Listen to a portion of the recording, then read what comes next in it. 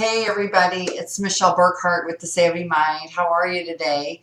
I am really excited today because I'm going to do this training about fear.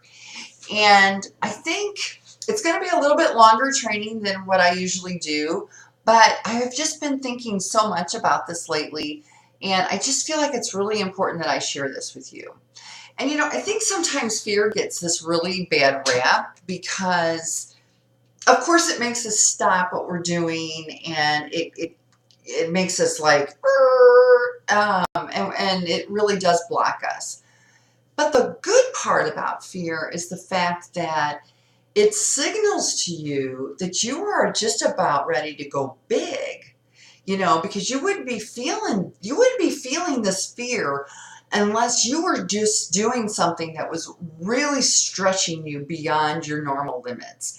So in a way, it's a really good thing, you know, and I like that. Well, I don't like fear, of course, who does? But I do like it because what it signals is it's undeniable, right? When you're feeling fear, because for me, I get it very physical. Get that icky feeling in my stomach. So I know for sure that this is like totally, I get it. It's like this is fear talking.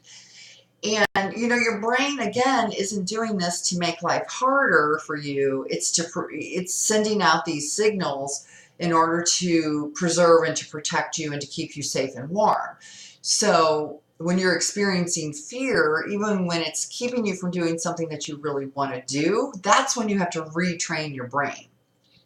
So what I wanted to do is I wanted to kind of talk about like three types of fear, like kind of like little fear that just kind of like kind of keeps you from maybe making that phone call that you need to make, to a fear that really does start impacting your life, kind of a medium fear, and then a large fear, a big fear that just not only affects your life, but affects your livelihood, affects your family. So it's kind of like small, medium, and large. And there's different ways of dealing with that, with those fears, because they're different and they impact your life different and they require different strategies. So I'm going to talk about those, and I'm so excited about this. I even made some notes. So don't think poorly of me if I refer to my notes, because I want to make sure you get all this information, because I really like this stuff, because I like the idea of feeling fear if it's signaling that I'm growing, okay, and that's good. But I don't like to feel that fear. That's not a good feeling. So, and I'm thinking that you feel the same way. So let's talk about like a little fear. And what I mean by that is maybe you're in a situation where you have to make a phone call that you don't want to make, or you are going into a meeting that you really know is not going to be good. Just something like that. All right. There's a couple things that you can do for that kind of in the moment kind of fear. That's kind of like in the moment is what I call it. And the first thing you need to really understand is that, okay, if your fear affects you, and in my case, in my stomach, right, you need to shift that physiological energy. And the easiest way to do that is to get your body moving, right? So I'm talking about anything: jumping jacks, dancing, calisthenics, judo, whatever. Just get your body physically moving, right? Get yourself geared up. Get that energy, that block broken up, and just get your body moving, right? That's one thing, all right? Now, because you want to engage as many senses as you can, all right, because again, you're working on the conscious level, so you need to come at it from all sides. You want to do something auditory, right? So that means get some music on, right? Get some music on. Now, if you really want to get like, but it has to be upbeat. It has to be like, head banging kind of music. It can't be like blues, and it can't be jazz, and country or rock or something that is upbeat. And maybe you should like maybe find a song that really gets your blood kicking. All right, and then use that as your go-to song. And then if you really want to get like super, super duper into it, sing along. Now, if you're going to do that, right, you can't be celebrate good time, come on. No, that's not going to work, right? You are really trying to get through the conscious, which is your analytical mind, into your subconscious. It takes a little bit of gumption to do that. So it's got to be celebrate good time, come on. I mean, you got to really get into it, right? Because again, you got to break through that analytical mind. Okay, yes, I only sing in the shower, so just laugh with me. Um, those two things are great ways to lift your energy and to start moving and shifting where that energy field of fear sits, right? The other thing you can do, and this is something that you can do like right before you walk in the door or right before you pick up the phone or right before this event happens, right? Again, it's that mind-body connection. So I'm talking about your posture. I want you to check, right? I want you to roll your shoulders back, lift your chin up, take a deep breath, because just that shift in your physiology is enough to increase your confidence. So you can do this anytime you need a little shot of confidence. All you have to do is put your shoulders back and your chin up and take a deep breath, and you're going to have more confidence. And that's, I mean, having that at your fingertips is priceless, right? That's worth the price of admission right there, right? So if you do those three things, okay, when you need some confidence kind of like on demand or within the next 15 minutes, right? That's going to help you get through and break through some of those barriers. And that's what's so important, right? So you want to do that. So now let's talk about some of these, a fear maybe that's a little bit more kind of I don't want to say bigger fear. Well, in a way it is a bigger fear, even though depending on how you feel, it's all big. But anyway, a different kind of fear. Let's talk about, and this fear, 90% of people are afraid to speak in public. So I'm going to use that as an example, right? Now, again, right, this doesn't just mean speaking and like making a presentation in front of a group, right? This could actually mean that you're afraid to speak up at meetings. This could mean that you're afraid to speak up if you're at a conference for your kid's school, if you're a teacher. I mean, this actually could become an issue. You know, this fear could become an issue.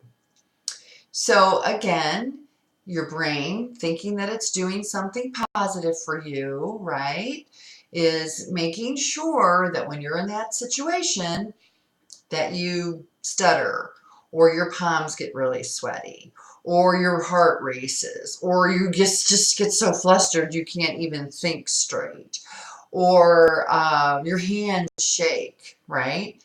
So what your brain is doing, it's sending out those neuro messages. And so with the goal in mind that you say, you know what, this is just too much for me. I'm not going to do it. Right? It's your ego. It's your brain. You know, everybody thinks that ego is like, oh, I'm all like puffed up and all full of myself. That's really not what the ego means. Your ego is a set of protection processes that your brain has within itself. And that fear response is one of those tools in the toolbox to keep you safe. Because if the brain sends out these neuro messages enough, then you're going to decide not to do that. Well, if it's just too difficult for me to talk in a meeting, I'm just not going to go to the meeting, right? So then your brain achieved what it thinks is the goal. It keeps you away from something that's uncomfortable or hard or unpleasant. And that's its job, to keep you happy, healthy, and warm and cozy, right? So let's take this, this fear of speaking in public, just as an example.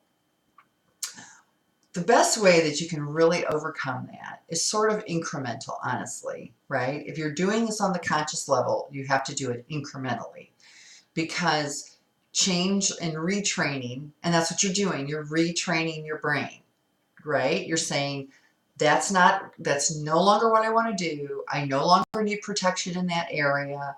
I need you to stop sending those signals to my body, because my body doesn't want to respond that way anymore. So you're retraining your brain to be open to being able to speak in public, right?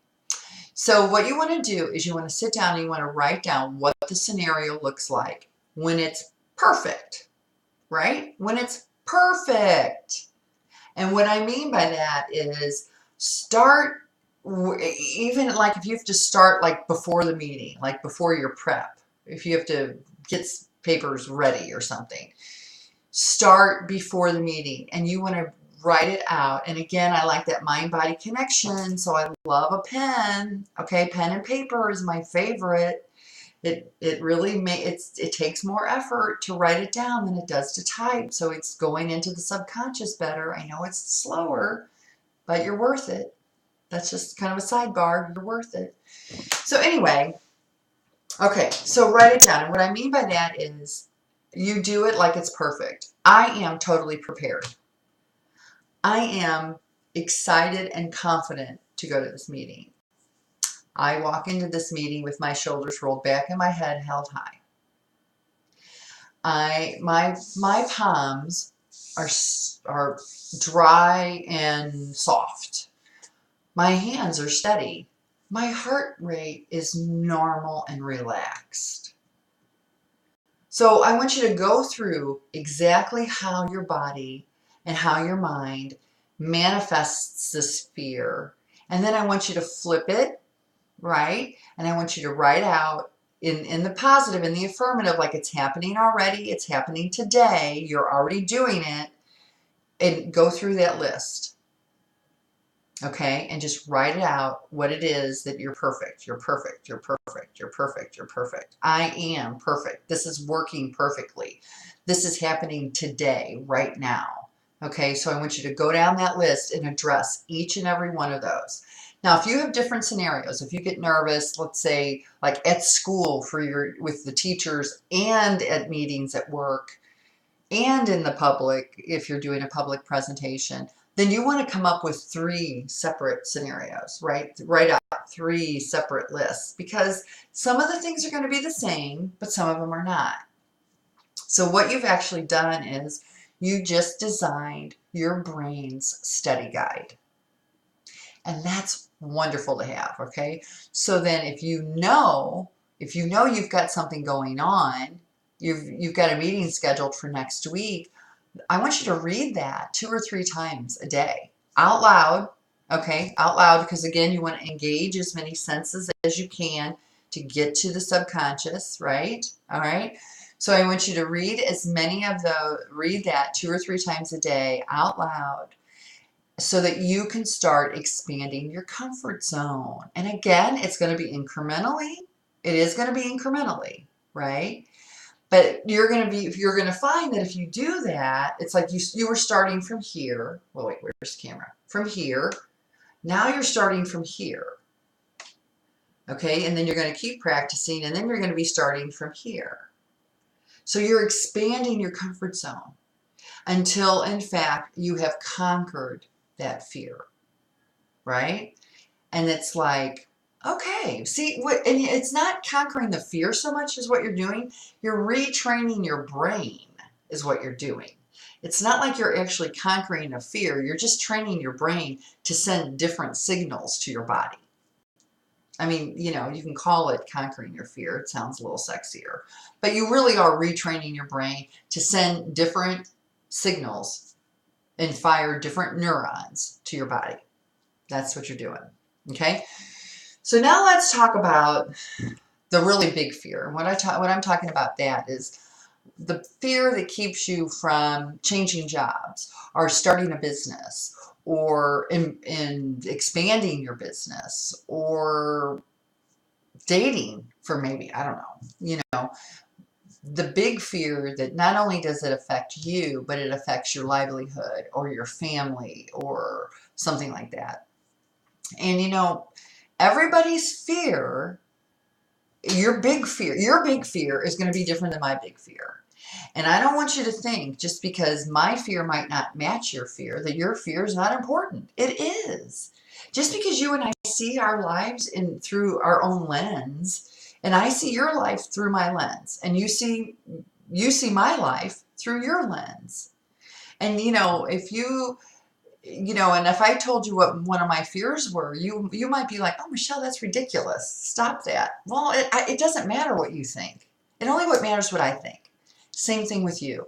Don't let people dissuade you from feeling afraid. If you're afraid, and you want to handle it, and you want to deal with it. Just because people don't see it the way you see it doesn't mean it's not important. So I want, that to me is something that is important that you understand. Don't let somebody else just invalidate how you're feeling, because then you're never going to fix it, because it's not going to go away just because they don't think it's a problem. It's not going to go away, right? Okay. So we're talking about bigger fears. And this is something that does take some time, and it takes some thought processes. So what I'd really like for you to do is I want you to kind of give yourself a few minutes, sometime where you're not busy, and you're not too busy to really think about this. And you're going to need a pen and paper, right? So the first question I want you to ask yourself is, what am I really afraid of? And the interesting thing about this is that sometimes your first answer is not really the answer. It's sort of like the superficial answer. So you want to take that onion, that onion, peel that onion back and say, okay, but what really am I afraid of? And see what you come up with. And then if you come up with something, then you say, okay, so what really am I afraid of? What's next? What's next? Just keep asking yourself, what's next? What's next? What's next? What's next? And what you'll find is, like, you start here and you start peeling those onions off. And when you finally get down to where you can't say there's nothing else next, you hit the bottom of the next level, then you can say, wow, so that's what I'm really afraid of. Okay, so now on one hand, you've got what you're really afraid of. On the other hand, what I want you to say is, I want you to ask yourself, what's the worst thing that could happen? What's the worst thing that could happen? And write down what you think. And then what I want you to ask yourself is, and then what? And then what?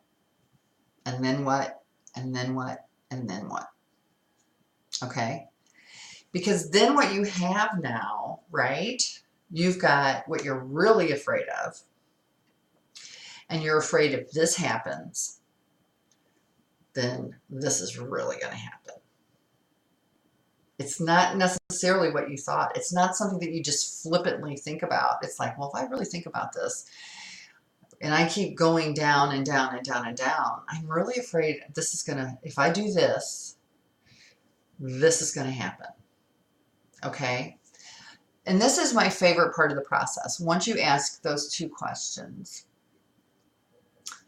and this is a question that I really love. I love this question.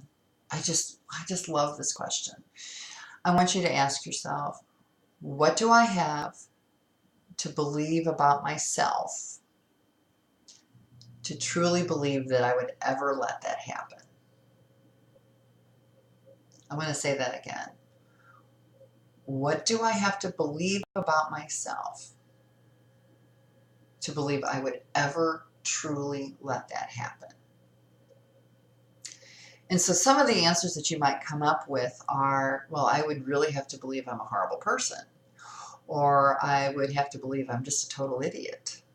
Or I would have to believe that I don't care about my family. And then it's like, and then you want to ask yourself, do you really believe that? Okay, let's say, you say your answer is, well, I'd have to believe I'm a horrible person. Then ask yourself, am I a horrible person? Right?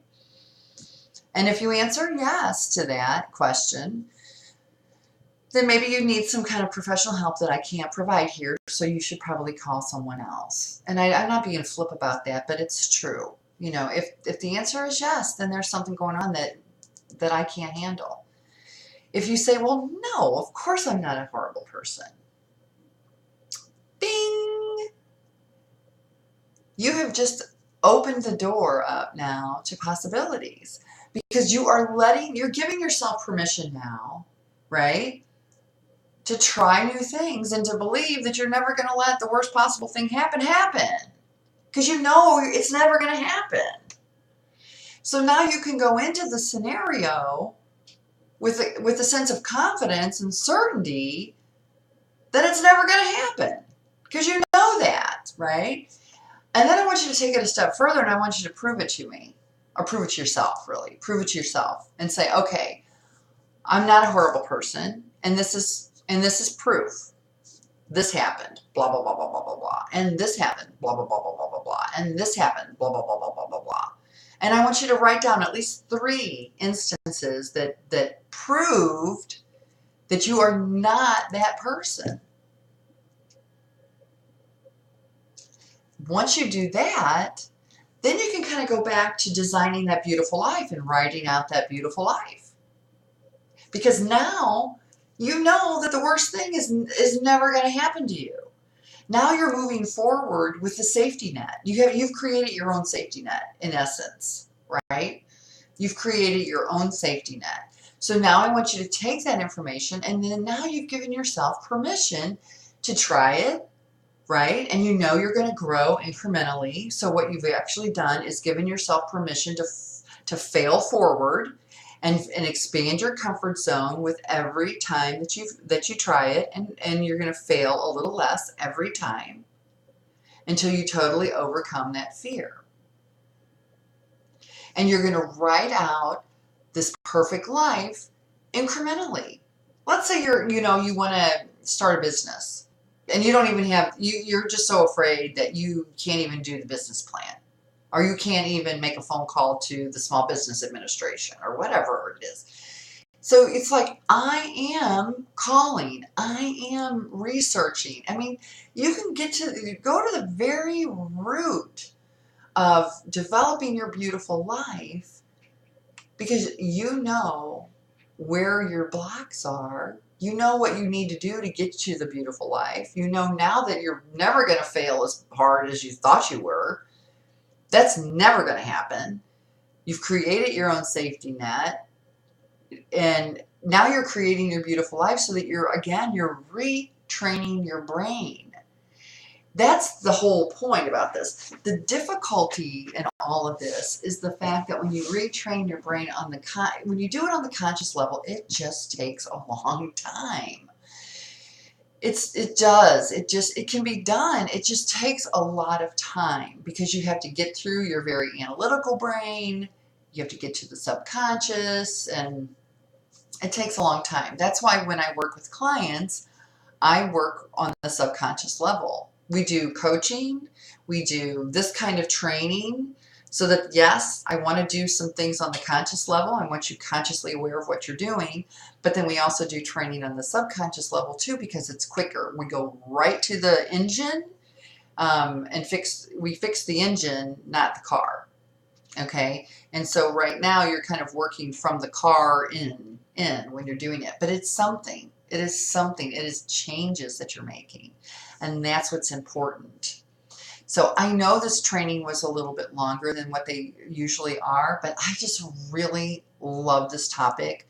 And I love the question about who do you have to believe of yourself, or what do you have to believe of yourself, because I think that really puts it all into perspective. Because we're all pretty fantastic. We are really all pretty darn fantastic. So if you have any questions, feel free to put them in the chat box and I will respond to them as I can. And if you are to a point where you really do need to make some changes in your life and you don't have time to kind of waste, where you really need to kind of get to it because it's costing you time or money or aggravation, then I recommend that you schedule a free strategy call with me. And during that call, what we'll do is we'll design kind of like your shift sequence so that we can find out what it is that's really blocking you and figure out how you can get from A to Z. It's free. It's all about you. I highly recommend that you call, and we'll get you like right on a great path. So I'm really glad you guys were here. I hope you really found it informational and educational. And if you have any comments or questions, feel free to put them in, and I will talk to you guys soon. Thanks so much for tuning in. See ya. Bye.